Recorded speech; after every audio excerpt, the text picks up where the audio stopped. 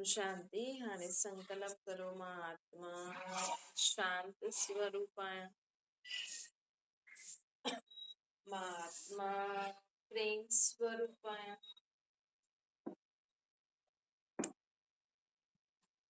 मां आत्मा आनंद स्वरूप आहियां।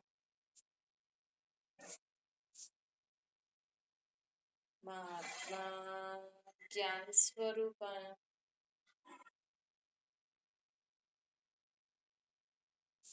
मां आत्मा शक्तिशाली आहियां। मुंहिंजो शरीर हिकदम निरोगी आहे।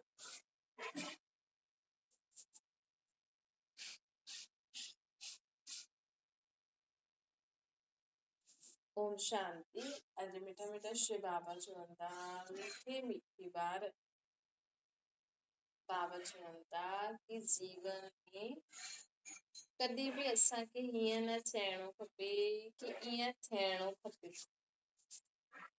ईअं थिया ईअं थियणो खपे, ईअं न चइणो खपे ऐं सोचणो बि न खपे। बाबा असांखे चईंदा आहिनि कि पंहिंजो कर्म कंदा हलो, परमात्मा जी श्रीमत ते तव्हां सुठा कर्म कंदा हलो, पोइ जेको थियो उन में ई भलो आहे। जेको बि थियो जहिड़ो बि थियो असां सोचो ॾाढो ई ख़राब थियो, ईअं न थियणो खपे हा, ईअं थी हा न, लेकिन असांजे हिसाब सां त दुनिया न हलंदी न। हिन दुनिया में ड्रामो ठहियल आहे। मतलब असांजी आत्मा में आहे न, असांजी आत्मा कैसेट आहे, उन में रील भरल ई आहे। मतलब ॿियो सेकंड जो थियण वारो आहे न, उहो पहिरियों खां ई भरल आहे। असां त सिर्फ़ निमित मात्र खेल खेॾूं था। मतलब कैसेट त पहिरियों खां ई भरल आहे कि अॼु छा छा थियणो आहे, है न। असां वेही प्लानिंग ठाहियूं, हीअं करूं हीअं करूं, उहो बि असां ड्रामा अनुसार ई कंदा आहियूं। पर हीअं न असां सोचूं चलो जेको हूंदो ॾिठो वेंदो, न असांखे पंहिंजी महिनत करणी आहे, पोइ जेको हूंदो ॾिठो वेंदो। हर हिकु ॻाल्हि खे असांखे तयारी त करणी आहे। असांखे हुनजे लाइ जो बि सुठो करणो हूंदो आहे उहो त करणो ई आहे, लेकिन पोइ जो बि थियो उन में असांखे भलो सोचणो। हाणे ईअं ई परमात्मा जी श्रेष्ठ मत ईअं ई आहे, हिन में ई भलो आहे। आप जिस व्यक्ति से बात कर रहे हैं उन्होंने आपके कॉल को होल्ड पर रखा है, कृपया लाइन पर बने रहिए। द पर्सन त बाबा असांखे चवनि था कि जो थियो उन में ई भलो आहे, ये सोचो सदा। त ही असां जीवन में छा करे सघंदासीं, अॻियां वधी सघंदासीं। त ही असां जीवन में सदा अॻियां वधी सघंदासीं, सदा जीवन में सुठी रीति हर हिक सां संबंध बि निभाए सघंदासीं। न त असां सोचंदासीं इहे हीअं छो थो करे, हिन हीअं छो कई, हाणे छा थींदो, फलानो फलानो फलानो, उन में जीवन ख़तम थो थी वञे न। अॼु वैसे ई उमिरि जो कोई भरोसो न आहे ऐं असां इहे ई सोचंदा रहूं इहे हीअं छो थो करे, इनखे हीअं करणो खपे, ईअं थियणो खपे। न, जेको बि आहे जहिड़ो बि आहे उन में असांखे एडजस्ट थी करे, संतुष्ट थी करे, ख़ुशि रही करे उहो ओड़ो जीवन जीअण में ई भलो आहे। छो जे असांजो सोचूं था न हीअं थिए हीअं थिए, कल्ह जो त भरोसो न आहे। अॼु जेको मिले थो न कल्ह उहो बि न मिलंदो। अॼु जेको तव्हांखे मिले थो न, अगरि तव्हां सोचंदव न ईअं न हुजे, ईअं हुजे त मज़ो अचे, कल्ह इहो बि न हुजे त अॼु त ख़ुशियूं मनायो, अॼु त हुन सां एंजॉय करो, कल्ह जी कल्ह ॾिसंदासीं। ईअं सुठो आहे न। जीअं चईंदा न चल ठीकु आहे तूं अॼु त दाल रोटी खा, पोइ मां कल्ह तोखे उहो ठाहे ॾींदमि। तूं अॼु त इहे दाल रोटी ख़ुशी ख़ुशी खा, मां तोखे कल्ह उहो ज़रूर ठाहे ॾींदमि, है न। त ईअं ई बाबा बि असांखे चईंदा आहिनि की तव्हां अॼु त इहे चीज ख़ुशी ख़ुशी खायो, मां तव्हांखे कल्ह वरी इन खां बि सुठो तव्हांजे नसीब में हूंदो त ॾींदमि, ॾेई सघंदो आहियां। है न, ॾिसो असांखे भॻवान त सभिनि जो पीउ आहे न, है न। माण्हू चईंदा आहिनि जेकी भॻवान जी मर्ज़ी, हाणे भॻवान जी मर्ज़ी इहे त न आहे कोई सड़क ते ग़रीब भीख मांगे ऐं कोई महलनि में रहे, ईअं थी सघंदो आहे? त ये कंहिंजी मर्ज़ी, ये भॻवान जी मर्ज़ी आहे, है न। जंहिंजो जहिड़ो बि जीवन आहे, अॼु आतंकवादी जे शरीर में बि आत्मा आहे, त छा उहो भॻवान जी मर्ज़ी आहे की उहो आतंकवादी ठहे? अॼु दुनिया में एॾा ग़लति कम थियनि था, चईंदा आहिनि सभु कुझु है न भॻवान जे हुकुम ते हले थो। जरा सोचो त सही त छा था चओ, थोरो दिमाग़ त लॻायो कि असां छा था चऊं। चईंदा आहिनि सभु कुझु भॻवान जी मर्ज़ी सां हले थो, इहे पत्तो जो हिले थो न, इहे बि भॻवान जी मर्ज़ी सां हले थो। अच्छा सोचो अगरि सभु कुझु भॻवान जी मर्ज़ी सां हले थो त अॼु कोई माण्हू आयो तव्हांखे 10 गारियूं ॾेई वियो, त छा उहो भॻवान जी मर्ज़ी सां आयो? सभु कुझु में त उहो बि अची वियो। अॼु दुनिया में माण्हू जो ग़लति कम कंदा आहिनि, सभु कुझु में त उहो माण्हू बि अची वियो। पोइ हुन समय पंहिंजी भाषा चेंज न करो। त इहे असांखे ध्यानु ॾियणो आहे कि जो असां बिना सोचे सम्झे, बिना कुझु बि ध्यानु ॾेई करे असां चईंदा आहियूं न पत्ते पत्ते में भॻवान आहे, सभु कुझु भॻवान थो करे, कण कण में भॻवान आहे। जरा सोचो त सही केॾो वॾो पाप था करूं असां। अगरि सभु कुझु भॻवान थो करे त मतलब खून ई खून थो करे त भॻवान जी मर्ज़ी सां था करे त दोष त भॻवान ते ईंदो न, कि भॻवान खून थो कराए, भॻवान हिन सृष्टि ते ग़लति कम थो कराए। वैसे बि माण्हू चईंदा आहिनि ॾिसो कॾहिं काथे बाढ़ अची वई न, काथे ग़लति कम थी वियो त चईंदा आहिनि हे भॻवान तूं ही छा थो करे, केॾो वॾो पाप, केॾो वॾो माण्हू भॻवान ते इल्ज़ाम थो लॻाए। त पाप न पए माण्हुनि खे, है न, पाप न पए।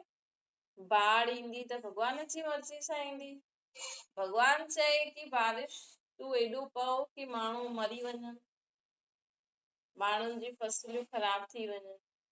अगरि भॻवान इहे सभु कुझु करे थो त भॻवान खे दुख हरता सुख करता छो चईंदा आहिनि? चई सघंदा आहियूं पोइ दुख हरता सुख करता? पोइ त चऊं दुख करता बि उहो ई आहे त सुख करता बि वही आहे, ईअं चऊं। सभु ग्रंथ शास्त्रनि में इहो परिवर्तन करायो। अगरि तव्हां चओ था दुख सुख भॻवान थो ॾे त सभिनि हंधि लिखी छॾियो दुख करता बि उहो ई आहे, सुख करता बि उहो ई आहे। पोइ त इहो स्लोगन कूड़ो थी वियो, कूड़ो थी वियो न। अगरि दुख सुख भॻवान थो ॾे, चईंदा आहिनि दुख बि हुनजो ई सम्झो, हुनखे सुख में, त इहे स्लोगन सभिनि जगह हटी वञिणो खपे कि दुख हरता सुख करता न आहे, उहो दुख करता बि उहो ई आहे त सुख करता बि इहो ई आहे। मतलब त भॻवान त फालतू आहे, हुनखे त दिमाग़ कोन अथसि न। अहिड़नि माण्हुनि खे त पागल चईंदासीं न, जो चाकू हणी करे उंगली बि कटे ऐं पोइ हुनखे दवाई बि हणे, त अहिड़े माण्हू खे छा चईंदासीं? पागल। त भॻवान पागल आहे छा जो बाढ़ बि कंदो ऐं पोइ माण्हुनि खे बचाईंदो बि? दिमाग़ कोन अथसि छा हुनमें? फालतू वेठो आहे छा मथे? असां हेठि वेही परेशान था थियूं ऐं असांखे ख़ुदि वेठो मथे बारिशूं थो करे, ग़लति कम कराए थो, पोइ ख़ुदि जी पूजा कराए थो, पोइ असांखे सुख ॾे थो। इहे माण्हू, अहिड़ा माण्हू त पागल हूंदा आहिनि। अहिड़नि माण्हुनि खे त पागल चईंदासीं न। अगरि मां मारे बि ॿारनि खे एॾो मारे पोइ प्यार बि करे त माण्हू छा चईंदा हिनजी मां पागल अथसि, मारदी बि अथसि पोइ प्यार बि कंदी, त अहिड़ो मारे ई छो थी, अहिड़ो रोए ई छो थी? पोइ रोईंदी बि आहे चईंदा आहिनि काथे काथे शास्त्रनि में लिखल आहे कि माण्हुनि जो दुख ॾिसी न भॻवानु रोईंदो आहे। उहा जगन्नाथ जी कहानी आहे न। हाणे माण्हू चईंदा न अहिड़ो दुख ॾेई छो थो जो रोए थो पोइ बचाइण बि अचे थो न। त बाबा चवनि था ॾिसो माण्हू मुंहिंजे मथां केॾो वॾो कलंक था हणनि। मूंखे चवनि था कि मां खून बि थो करायां त बाढ़ बि थो करायां त इहे सभु कम मां ई थो कर। पोइ मूंखे चवनि था दुख करता सुख करता। ईअं चवनि न दुख करता सुख करता। त इहे ज्ञान मतलब छा हूंदो आहे? ॾिसो ग्रंथ शास्त्र अगरि तव्हां सम्झी करे पढ़ंदव न त तव्हां कॾहिं न चईंदव कि भॻवानु कण कण में, भॻवानु तूं में मूं में आ, भॻवानु ही सभु कुझु कराए थो। थोरो त सम्झो। समझदार व्यक्ति जेको हूंदो आहे न उहो ईअं कॾहिं न चईंदो। विदेश वारनि जी सम्झ त बि भारतवासियुनि खां सुठी आहे। भारतवासी छा कंदा आहिनि? हा भई हिकु संत चई फलानी हीअ आहे त सभु चईंदा हा ईअं आहे ईअं आहे। सम्झ दिमाग़ लॻाईंदा ई न। तॾहिं त विदेश वारनि एॾी सुठी सुठी चीजूं कढंदा आहिनि न दिमाग़ वारियूं। छो जो उहो पंहिंजो दिमाग़ यूज़ कंदा आहिनि। अॼु कोई पढ़ियल लिखियल ॿार जेको हूंदो आहे उहा ग्रंथ शास्त्र अगरि पढ़े न, कोई सुठो साइंस जो स्टूडेंट, सुठो समझदार स्टूडेंट पढ़े चईंदी त सभु कूड़ लिखल आहे, हिन में सच त अटे में नमक मिसल आहे, है न। छो जी आहे ई सभु कूड़। असां चऊं था कि दुख हरता सुख करता आहे, होॾा माण्हू चवनि था दुख बि भॻवान थो ॾे त सुख बि भॻवान थो ॾे। असां चऊं था कि भॻवानु कण कण में आहे, होॾा माण्हू एॾी जोर जोर सां रड़ियूं रड़ियूं करे भॻवान खे सॾ था करनि। है न। कोई समझदार व्यक्ति त चईंदो न भई तव्हां चओ था भॻवानु कण कण में आ, मूं में आ, तूं में आ, जाते ॾिस तूं ई तूं आ, त तव्हां सॾ कंहिंखे था करो? न सॾ कंहिंखे था करो? कोई माण्हू तव्हांजे साम्हूं वेठो आहे, चवनि था न इहे ग्रंथनि में भॻवान आहे, हिननि खे हथ न लॻायो, ऐं हुते ई वेही रड़ियूं था करनि, हे भॻवान, अहिड़ी जोर जोर सां रड़ियूं था करनि। सोचनि था इहे ग्रंथनि मां ॿाहिरि निकिरी अचे। ग्रंथनि में भॻवान आहे त तव्हां मथे कंहिंखे इशारो, मथे कंहिंखे था सॾ करो, है न। ऐं ग्रंथ त तव्हांजे साम्हूं ई आहे। अगरि ग्रंथनि में भॻवान आहे त तव्हांजे साम्हूं ई आहे। कोई असांजे पासे में वेठो आहे, असां हुनखे जोर सां चिल्लाए करे चऊं त चईंदो तूं पागल आहीं छा? मां तुंहिंजे पासे में ई त वेठो आहियां, मुंहिंजा कन हिते ई आहिनि, हेॾी जोर सां छो था रड़ियूं करो?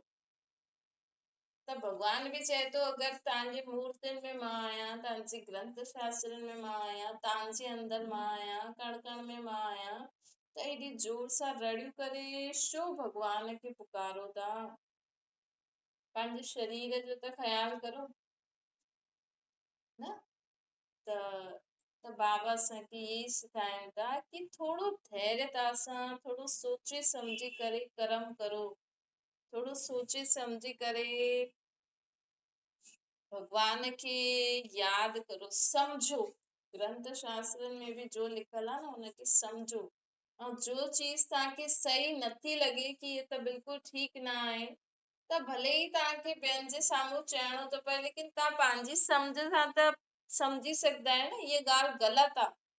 छो जी ग्रंथ शास्त्र बि माण्हुनि ई लिखिया आहिनि, भॻवान थोरी लिखिया अथनि।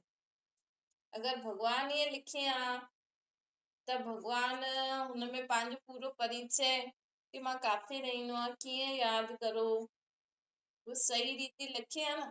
अञा ताईं माण्हू चवनि था कि चारो तरफ़ लॻाया फेरा त बि तुझ सां दूर रहिया। अगरि ग्रंथ शास्त्र भॻवान में लिखिया, भॻवान लिखिया आहिनि त ईअं छो था चऊं कि तुंहिंजी गत मत न्यारी थी, तूं ई अची करे ॿुधाए। त इहे सभु माण्हुनि ई लिखिया आहिनि। इंसान खां त ग़लती थींदी आहे न थींदी आहे, उहो त थींदी आहे। चलो जे बि ग़लति लिखियो, जो बि कुझु थियो,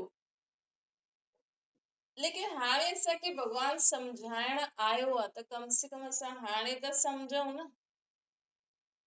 भई कहिड़ी ॻाल्हि सही आहे कहिड़ी ॻाल्हि न आहे, ये पॉइंट ठीकु आहे न आहे कि असां बि चऊं कि सभु कुझु भॻवान थो करे। इन जे अगरि तव्हां बि चईंदा न सभु कुझु भॻवान थो करे कराए, त सोचो दुनिया में जो बि पाप थिए थो उहो सभु कुझु भॻवान थो कराए, है ना। ऐं कंहिंजे मथां सम्झो तव्हां चओ कि वो खून प्राइम मिनिस्टर कराई, त हिन जो मतिलब प्राइम मिनिस्टर बि हुनमें इन्वॉल्व आहे। कोई तव्हांखे छॾे थो?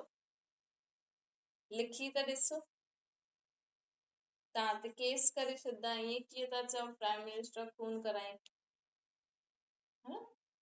त ई माण्हू चईंदा आहिनि हिन हीअं कई हिन हीअं कई, त माण्हू छॾंदा थोड़ी आहिनि हुनखे। न कोई ज्यादा ही सीरियस मैटर थी वेंदो आहे पोइ त हुनखे जेल में बि बंदि करे ॾींदा कि ईअं कीअं था चओ था पिया असांजे प्राइम मिनिस्टर प्रेसिडेंट जे लाइ बिना सबूत जे तव्हां ईअं कीअं था चओ। त माण्हू त हेॾे होॾे भॻवान जे लाइ चवनि था, त उन्हनि जे मथां पाप न चढ़णो खपे, उन्हनि जे मथां केस न करणो खपे। केरु कंदो? करे सघंदा। अॼु हेॾा वॾा गुरु संत सन्यासी पंडित वेही चवनि था कि कण कण में तू ई तू, जाते ॾिस तू ई तू, सभिनि में तू ई तू, जो थिए थो उहो भॻवान जी मर्ज़ी सां थी थो, हुननि जी मर्ज़ी सां ई थिए थो, पतो बि हिले थो त भॻवान जी मर्ज़ी सां हलियो। अगरि सोचो पतो बि भॻवान जी मर्ज़ी सां हिले थो, अगरि कोई पेड़ अची करे कंहिंजे मथां किरी पए ऐं उहो वेचारी आत्मा उते शरीर छॾे छॾे, त मतलब भॻवान पेड़ किराई, त भॻवान त ॾाढो ई ख़राब थी वियो। ये पेड़ किराए करे माण्हुनि खे मारे थो, ही त ग़लति ॻाल्हि थी वई न। त भले ही जबकि गीता में लिखल आहे न गुरु संत सन्यासिन जो बि उद्धार करण वारो मां आहियां, त ज़रूर इहे बि कुझु त पाप कंदा हूंदा न, तॾहिं त हिननि जो बि एक्सीडेंट थींदो आहे, तॾहिं त इहे बि बीमार थींदा आहिनि, तॾहिं त हिननि जो बि उद्धार कंहिंजो कंदा आहिनि, है न। गीता अगरि तव्हां पढ़ी हुजे त हुनमें लिखल आहे कि मां मतलब परमात्मा चए थो। गीता कृष्ण न ॻाई आहे, कृष्ण जे शरीर जे अंदरि परमात्मा अची करे चए थो कि हिन साधु संत सन्यासिन जो बि मां उद्धार कंदो आहियां। छो जो इहे बि मूंखे मुंहिंजे लाइ कूड़ियूं कूड़ियूं ॻाल्हियूं फैलाईंदा आहिनि कि जो करां थो उहो मां ई थो करां, मां ई थो करां। त अॼु पेड़ किरी पियो कंहिंजे मथां, त मतलब मां हुनखे मारियो, बाढ़ में एॾा माण्हू मरिया मतलब मां मारिया, त पाप त उन्हनि ते बि चढ़ंदो आहे।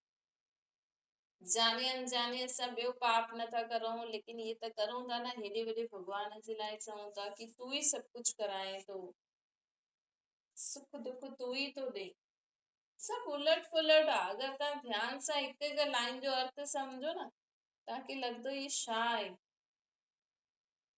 असां त हेॾा ॾींहं फालतू ई सभु कूड़ कूड़ पढ़ूं। थोड़ो सो ध्यान ॾेई करे हर शब्द जो अर्थ कढो, तव्हांखे सम्झ में अची वेंदो कि दुनिया में केॾो कूड़ आहे। तॾहिं त चईंदा आहिनि कूड़ी दुनिया आहे। छो जी माण्हू यथार्थ अर्थ माण्हू कढी नथो सघे, न ही सम्झे थो, न ही ॿियनि खे सम्झाए थो सघे। गीता में लिखल आहे काम शत्रु, लेकिन कंहिंमें हिम्मत न आहे कि माण्हुनि खे चवनि इहे विकार छॾो, है न। छो जी सच त भॻवान ई अची करे ॿुधाईंदो आहे। भॻवान में एतिरी शक्ति आहे जो असांखे अची करे ॿुधाईंदा आहिनि कि सभिनि खां वॾा दुश्मन तव्हांजा इहे विकार अथव। हुननि में बि सभिनि खां वॾो विकार कहिड़ो आहे? हे काम विकार।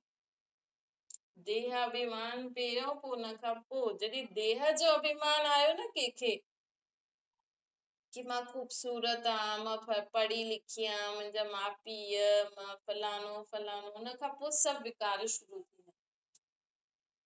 त पहिरियों देह अभिमान, पोइ इहे काम विकार, पोइ क्रोध लोभ मोह अहंकार। त इहे विकार ई असांजा दुश्मन आहिनि, इन्हनि खे छॾियो त तव्हांजो उद्धार थिए। अॼु ताईं असांखे कंहिं ॿुधायो? बसि माण्हू ॿुधाईंदा, कथा कंदा, लेकिन परमात्मा त असांखे साफ़ साफ़ चईंदा आहिनि। कोई चए अॼु कोई कंहिं वटि वञे चए गुरु मूंखे ॾाढो दुख आहे, उहो चईंदो हल इहे मंत्र जप, इहे मालायूं पढ़, इहे पवित्रा पाठ पढ़। लेकिन परमात्मा त चईंदा आहिनि, साफ़ ॿुधाईंदा आहिनि तव्हांखे तव्हां दुख जो कारण आहे इहे विकार, विकार छॾियो त तव्हांजे जीवन में दुख ख़तम थी वेंदा आपे ई। तव्हांखे कोई ज़रूरत न आहे माला वाला पढ़ण जी, तव्हां बसि मूंखे यादि करे पंहिंजे अंदरि जांच करे पंहिंजे विकार बुराइनि खे कढो, पंहिंजे स्वभाव संस्कार खे सुठो करो, आपे ई तव्हां में सभु सुख अची वेंदा तव्हांजे जीवन में। न त परमात्मा त असांखे सिधो ॿुधाईंदा आहिनि, घुमाए फिराए करे न ॿुधाईंदा आहिनि। वो तो सिधो सिधो ॿुधाईंदा आहिनि कि मां थोड़ी कुछ करां थो, मनुष्य आत्मा ही एॾी गड़बड़ी करे थी त दुख पाए थी। मां त कोई गड़बड़ी नथो करां तॾहिं मूंखे कुछ दुख आहे बि न। दुख कंहिंखे थींदो आहे, जे हिन जन्म में या ॿिए जन्म में हुन खां पहिरें जन्म में कुछ गड़बड़ी कई आहे, हाणे भॻवान चए तो मां कुछ गड़बड़ी कई ई न आहे त मूंखे जीवन में दुख छो। मां त सदा दुख सुख खां न्यारो आहियां। त इन करे बाबा असांखे चवनि था कि जीवन में कुछ बि पढ़ो, कुछ बि ॿुधो, चाहे केतिरो बि वॾो गुरु संत सन्यासी छो न हुजे, बुद्धि बाणो भॻवान सभिनि खे ॾिनी आहे। जरा बुद्धि सां सम्झो ये ॻाल्हि ठीकु आहे या न आहे। अगरि तव्हांखे ठीकु लॻे थी त हलो, अगरि तव्हांखे कोई वॾो वॾो गुरु बि चए कि दुख सुख त भॻवान ई ॾींदो आहे, हुनजो दुख बि सुख सम्झो, तव्हां वटि बुद्धि आहे न, तव्हां सम्झो अगरि भॻवान दुख ॾींदो त असां हुनखे छो था चऊं दुख हरता सुख हरता। ऐं हिकु माउ पंहिंजे ॿार खे दुख ॾेई सघंदी छा? कलयुगी माउ पीउ त ॾेई सघंदा, लेकिन सुठा माउ पीउ ॾेई सघंदा? चईंदा हुनजे भले जे लाइ असां ॾींदासीं। न, अगरि कोई माउ पीउ भले जे लाइ बि सोचदो आहे न त बि ॿार खे लॻंदो ज़रूर आहे। पर जेका कलयुगी माउ पीउ आहिनि न, उहे ई भले जे लाइ ॿारनि खे डांटे मारदा आहिनि, वैसे ॿिया माउ पीउ न मारदा आहिनि, विदेश में कॾहिं ॿारनि खे मारदा न आहिनि, भले हुननि जा ॿार केतिरा बि ख़राब हुजनि। हू हुननि जे लाइ शुभ भावना शुभकामना करे हुननि जे लाइ प्रार्थना कंदा आहिनि कि हिननि जो ई नेचर सुठो थी वञे, कॾहिं न मारदा। अगरि विदेश में के ॿार खे मारे न माउ पीउ, हुनजो ॿार खणी वेंदा आहिनि अनाथ आश्रम वारा। भारत वांगुरु न आहिनि, छो जे भारत वारनि जी बुद्धि सां कम न वठंदा आहिनि न, कि हिननि जी आत्मा में बुराई आहे, असां हिननि जे शरीर खे छो था मारो, हिन जी आत्मा खे शक्ति ॾियो न, परमात्मा खे यादि करे, मारण सां छा थींदो। त ऐं विदेश वारा सम्झंदा आहिनि कि उन्हनि खां पुछो न ये दुख छो आयो, मञदा मुंहिंजे कारण आयो। ऐं हिते भारत वारा छा चईंदा आहिनि, दुख आयो अरे भॻवान ई ॾिनो थी। त इहे ॾिसो सम्झ ॾिसो, त पंहिंजी सम्झ खे परिवर्तन करो, थोरो सम्झो, हर हिकु ॻाल्हि खे सम्झो, ईअं न इहो वॾो साईं आहे त सही ई चईंदो, न, उन्हनि बि कुझु न कुझु अर्थ ग़लति कढियो आहे, तॾहिं त उन्हनि द्वारा दुनिया में सुख नथो अचे न। न त सोचो जे देश में हेॾा सारा वॾा महापुरुष वेठा आहिनि त बि दुनिया में दुख ई दुख आहे। मतलब उहो बि काथे त ग़लती करनि था न, तॾहिं त उहो बि भॻवान खे यादि करनि था, तॾहिं त गीता में लिखियल आहे कि मां हिननि जो बि उद्धार कंदो आहे। अहंकार त हुननि जे नक ते ई वेठो आहे, हू खुद खे भॻवान सम्झंदा आहिनि। ये थी सघंदो आहे, कोई बि देहधारी भॻवान न थी सघंदो, जबकि तव्हां पंहिंजे गुरु नानक देव खे ई ॾिसो, हुन कॾहिं चई मां भॻवान आहियां। लेकिन अॼुकल्ह जा साधु संत सन्यासिन में असां भॻवान आहियूं, शिवो हम, असां ई शिव आहियूं। ऐं माण्हू बि एॾा उहो कि हुननि जा पेर धोई करे पीअनि था। भॻवान हुननि खां वॾो मथे वेठो आहे, अञा ॿियो बि कोई आहे हिते दुनिया में, भॻवान न आहिनि, अञा मथे उहो वेठो आहे। उहो सभिनि खां वॾो भॻवान जेको आहे न, उहो असांजो पीउ आहे। उहो कॾहिं बि असांखे न चईंदो मुंहिंजा पेर धोई करे पी, छो जो हुनजा पेर ई न आहिनि। उहो त परमात्मा परम पिता आहे, असांजी आत्मा जो पिता, त हुनखे यादि करण सां ई असांजी बुद्धि सुठी थींदी। तॾहिं ही असां सही ऐं ग़लति जी पहचान करे सघंदासीं। तॾहिं ये जो असां पाप था करूं न कि सब कुछ भगवान तो करे, हिन पाप सां छुटी सघंदासीं। अच्छा मीठी मीठी सिकिल जे ॿारनि प्रति माता पिता बाप दादा जो यादि प्यार ऐं गुड मॉर्निंग। रूहानी बाप जी सभिनी रूहानी ॿारनि खे नमस्ते। असांजी बि रूहानी माता पिता बाप दादा खे यादि प्यार गुड मॉर्निंग ऐं नमस्ते वरदान आहे। जीवन में सदा खुशी जी खुराक खाइण वारा ऐं खुशी बांटण वारा खुश नसीब। बाबा चवनि था हिन दुनिया में न